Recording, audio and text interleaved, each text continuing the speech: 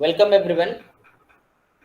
Today in this lecture, we are going to see security services that are provided by GSM system. So, if you remember in the previous lectures, we have seen GSM architecture.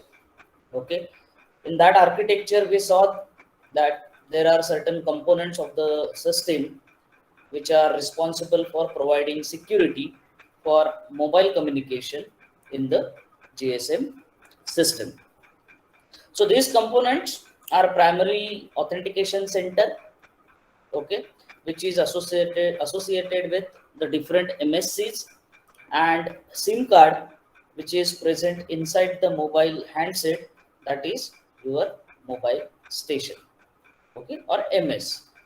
So three types of security services are provided. The first one is the authentication, that is access control and authentication. The second one is confidentiality, and third one is anonymity. Okay. So now in the authentication, two types of authentication happen. That is validating the person who is accessing a SIM card, and then validating the SIM card over the network. Okay. So to validate a person for accessing the SIM card, GSM provides a personal identification number, okay, which has to be entered to start using the SIM card. Okay. If a device get stolen, okay, then your SIM card can be blocked by reporting to your service provider, and to unblock that particular SIM card, we need to provide PUK, okay, that is pin unblocking key. Okay, so this is how the SIM card can be protected from illegal access. Okay, then once the SIM card is authenticated, then it can be registered on the network using a challenge response method. Okay, the details of this challenge response method we will see later on in this particular lecture. Okay, so this is how the users are validated for availing the services provided by the GSM system. Then the next service is confidentiality. Okay, once user is authenticated, user can start using GSM services for making communication, whether that communication is a voice communication or it is a data communication. Okay, in both the cases, their data exchange or voice exchange will be kept confidential by using the encryption mechanism. Okay, so details of this encryption mechanism again we will see in the further study. Okay, but one thing or one key to note here is uh, that this confidentiality is maintained only over the radio interface that we have already seen at the time of architecture, that encryption is done and confidentially is provided only between mobile station to BTS, that is between radio interface only. Okay, backbone network doesn't have that, so it is not made or it is not kept confidential for the entire network. So only interface contains the confidentiality for the GSM system. Okay, so then the last one, that is anonymity, which is another type of security service in the GSM. So anonymity means hiding the identity of user. So users can be identified over a wireless network by their two numbers. Okay, which are those two numbers, or which are those numbers? So that is phone numbers. That is, one is MSISDN and the other one is IMSI. Okay, so MSISDN is publicly available because that is required for making a call, but IMSI is not publicly available, but it can be accessed when communication is going on. Okay, so to keep IMSI hidden, a temporary number or temporary mobile subscriber identity number, that is TMSI, is assigned by the VLR for ongoing communication. Okay. Now temporary means how long this particular TMSI remains valid for. So it will remain valid for short period of time. So as long as you are changing the location, so it is totally depend on the system when to change your TMSI. So during ongoing communication, maybe several times TMSI may get changed. Okay, and that is how the IMSI will be kept hidden from the communication. Okay, so TMSI, since it is a randomly changing, it cannot be identified who is actually participated in the communication. So that is how the anonymity is maintained. Okay, so let's see how these three services are implemented basically.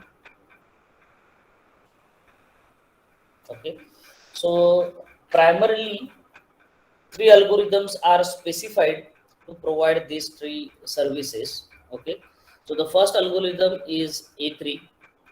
Okay, which is used for authentication. Okay, then second one is the A5, which is used for encryption, that is providing confidentiality, and third one is A8. Okay, which is used for generating the keys required for encryption. Okay, so these keys are known as cipher keys. Okay, so out of these three, A3 and A8, A3 and A8 are publicly available over the internet. That means their implementation is well known to everyone. Okay, so how do they work? Since they are publicly available in the network, they are not mandatory to use as it is. Service provider can use advanced algorithm that are used for authentication and key generation. But if you don't want to use the advanced algorithm, GSM provide A3 and A8 for authentication and key generation. Then the third algorithm, that is A5, okay, which is used for encryption. It is standardized by GSM. All the communication parties must use the same algorithm. Okay, because data encryption at one end should be decrypted at the other end. Okay, that's why A5 is standardized. Okay,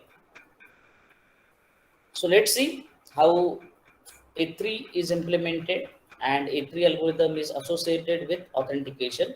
So it requires IMSI and authentication key, which comes along with every SIM card. For every user, there will be a separate and unique authentication key. Okay,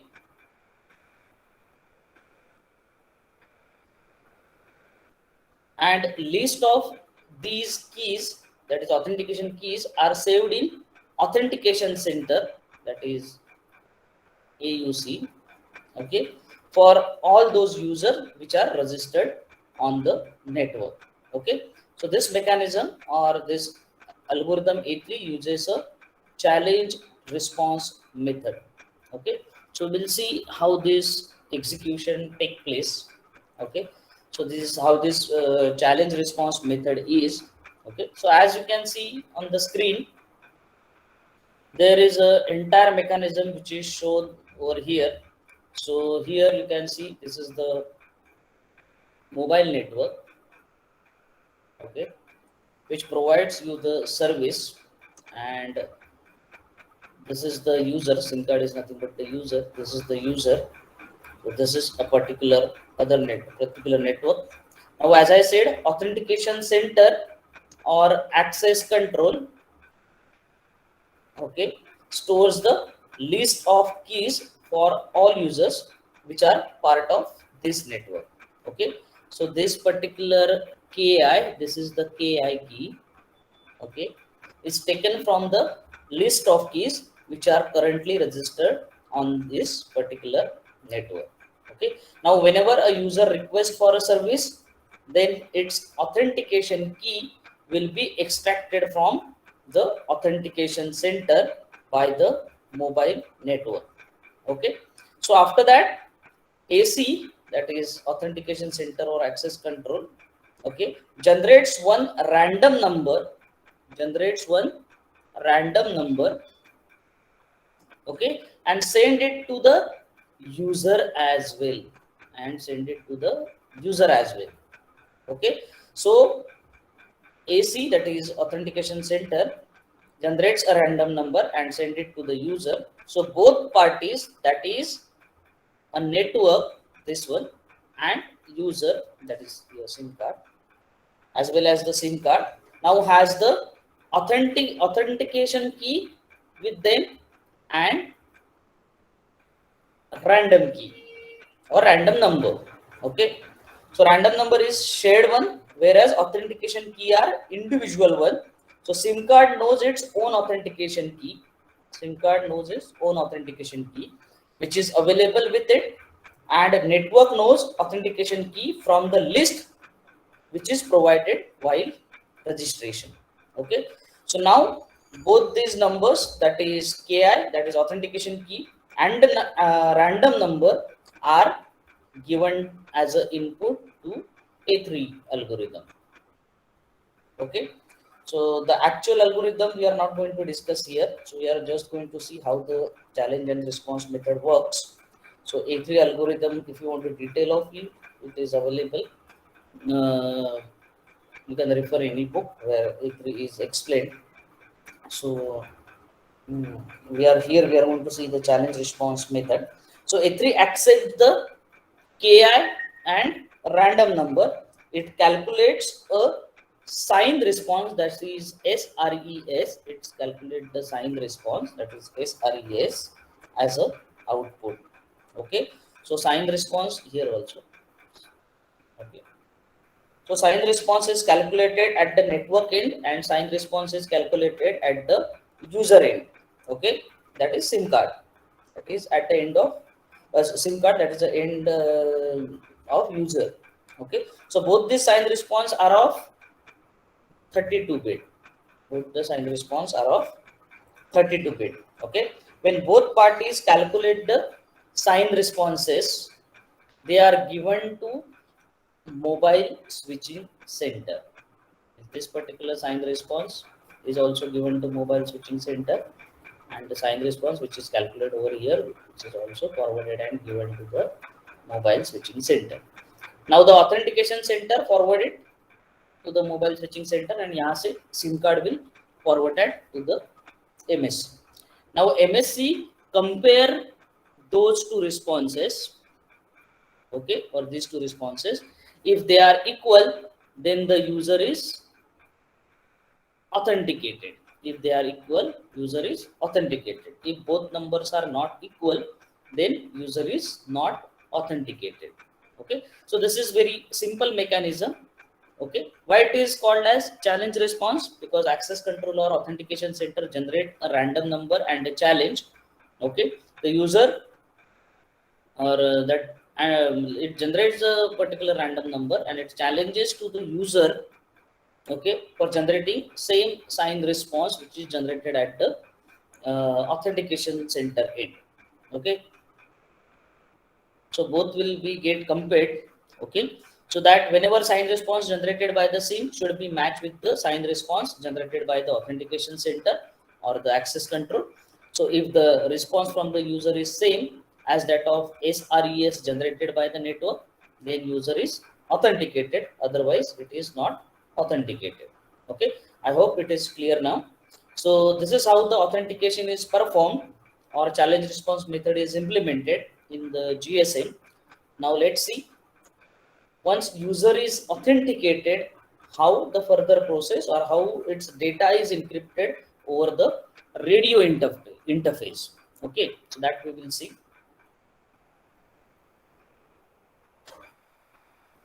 So in this particular diagram, you can see, or you can see when user is again, that is when network is provided here, BTS is shown here, and MS with SIM, that is when user is shown here.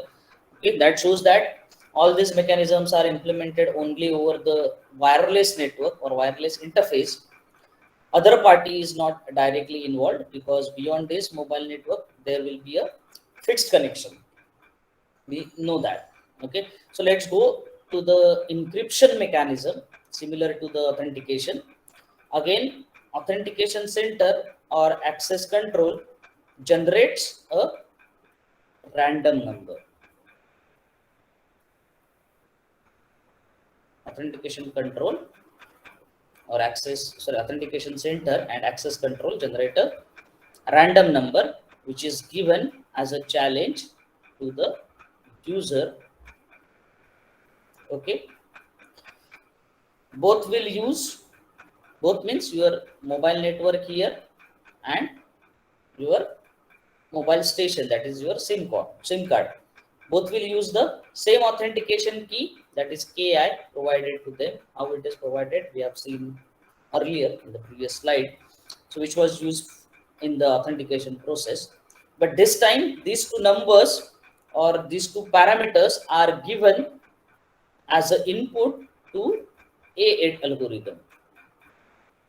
Okay, which is algorithm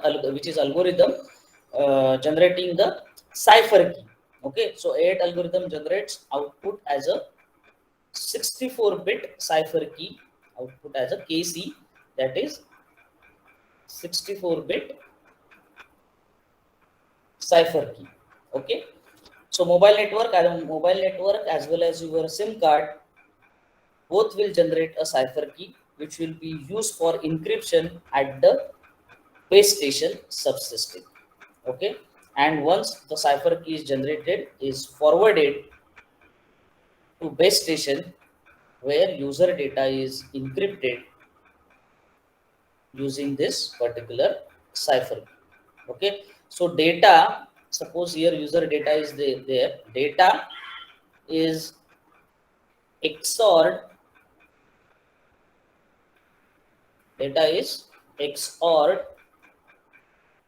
here with cipher key, will encrypt your data, and then it can be exchanged over the wireless interface. How it will be get encrypted? Using A5 algorithm. Okay, it is an encryption algorithm. Okay, so since both user as well as network are using the same authentication key, their cipher key will be also same, and that's why the encryption which is applied by the BSS and the encryption which is applied by the mobile station, okay, it will be matched. Okay, so whatever data sent by the station, it can be decrypted by the mobile station, or whatever data generated by the mobile station, it can be decrypted by the base station.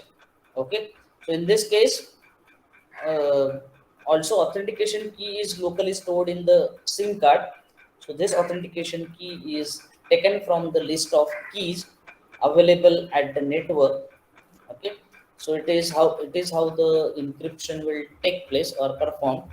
Okay, it is very simple scheme to understand. And confidentiality, we have already seen this, how the confidentiality is maintained over the wireless interface. For maintaining the anonymity, as we already said, instead of using IMSI, VLR provides a TMSI, that is temporary number. Okay, so anonymity does not require any algorithm for implementation. So this is how the GSM provides the security in the wireless communication. So in the exam, if anyone asks you to explain this, you have to explain how the A3 is implemented. That means the previous diagram as well as this particular diagram where A5 and A8 is implemented. No one is going to ask you the details of A3, A5 and A8, but you should know for your own understanding how A3 works, how A5 works, and how A8 works. Okay, so this is all about the security. Okay, so we'll move further and we will see the further part of GSM, that is General Packet Radio Service. Okay, we have just now seen the security. And in the previous lectures, we have seen the second generation, that is 2G. Okay, the second generation of mobile communication. It was a digital communication system. So now we are moving to the next step, to the second generation, but this is not the third generation. Remember, okay. So this is between second and third generation, okay. And that's why GPRS, that is General Packet Radio System, or General Packet Radio Service, which is a full form of GPRS, is usually known as 2.5G, which is already known as 2.5G. G must be capital, 2.5G. Okay, so it is neither a third generation or nor a second generation system. So it is called as 2.5G. So you can call it as a first step towards the 3G. Okay, so we'll see the details of, or what is this GPRS is all about. Okay, so as I said, the full form of the, or abbreviation GPRS is General Packet Radio Service. So from this we can conclude, or we can say it is, or these are the radio service. That means it will be a wireless communication. Then it is based on the general packet. So it is based on the packet. Packet means what here? Packet means packet switching. Okay. So in the GSM we use to have, or we have the circuit switching, and now for GPRS we are moving towards the packet switching. Okay.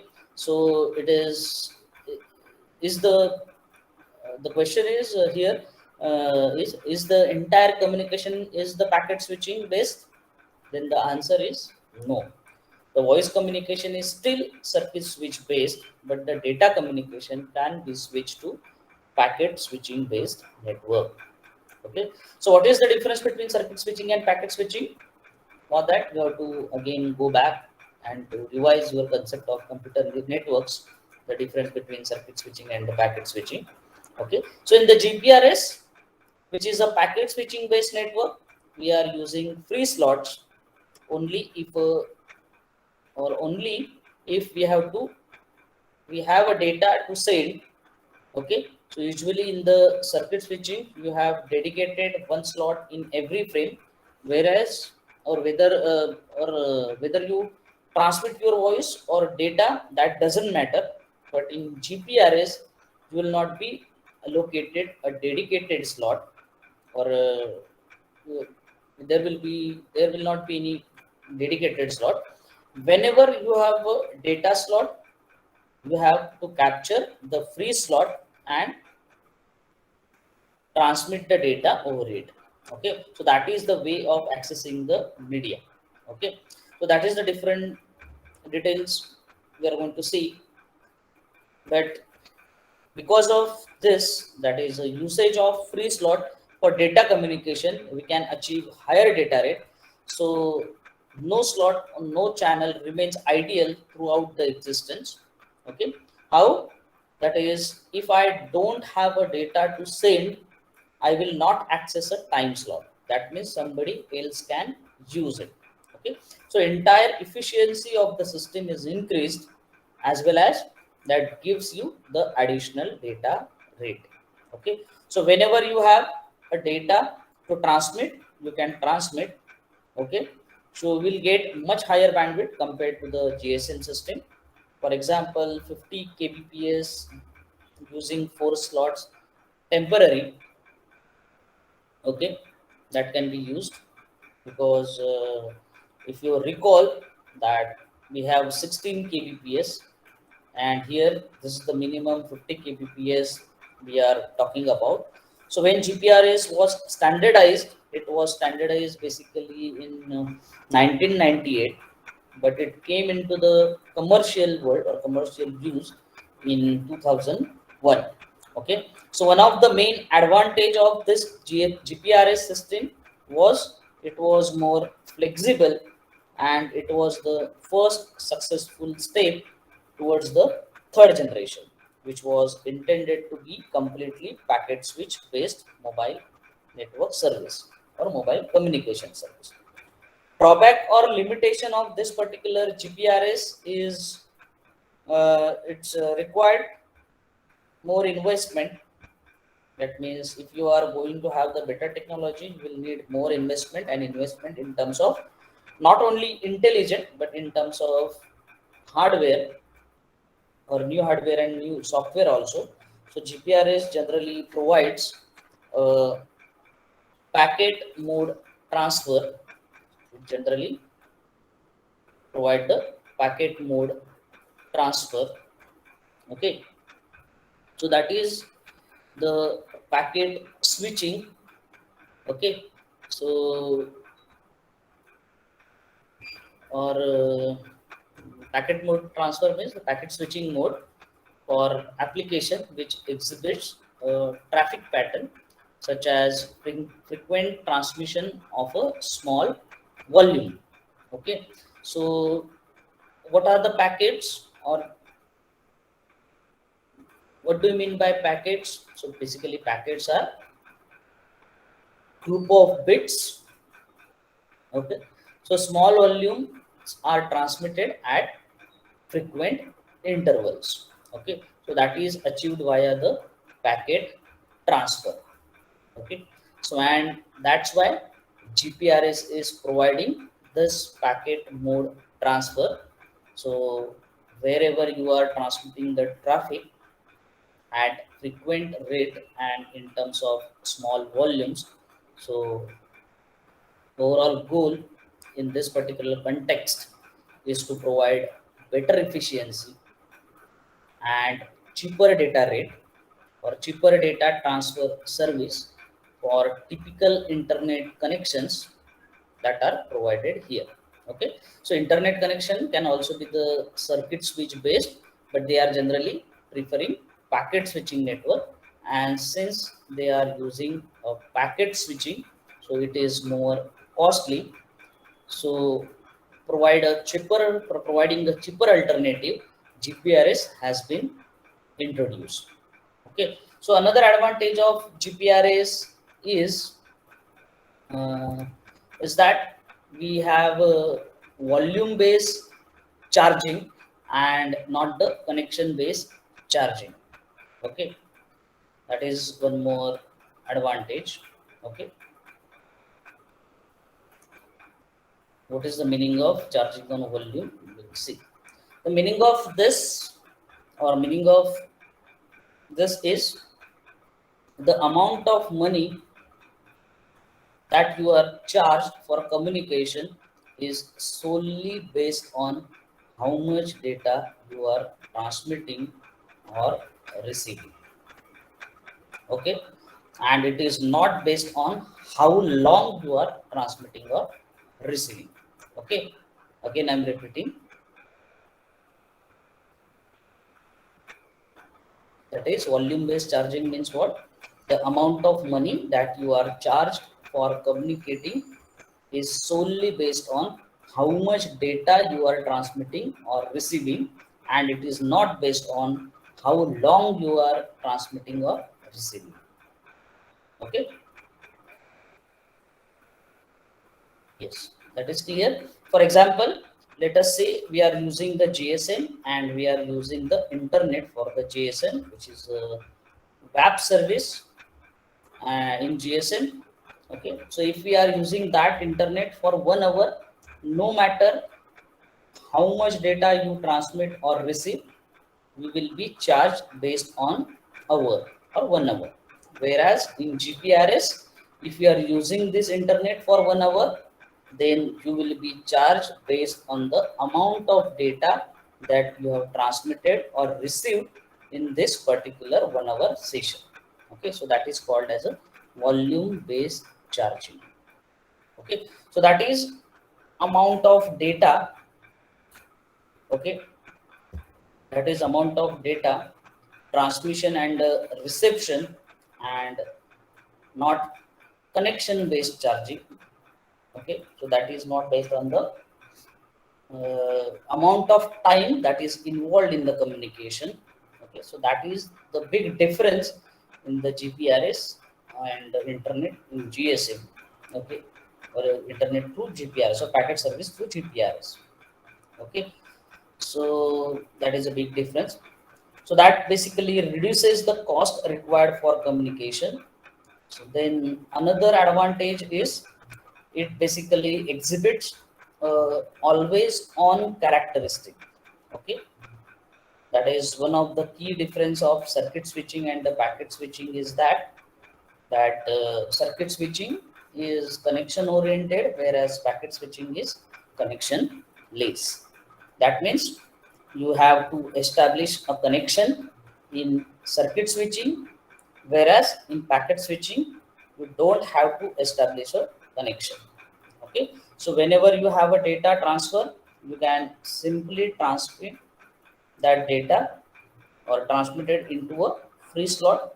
Okay, so if there is no connection establishment as such in GPRS, so you can always keep your GPRS connection on.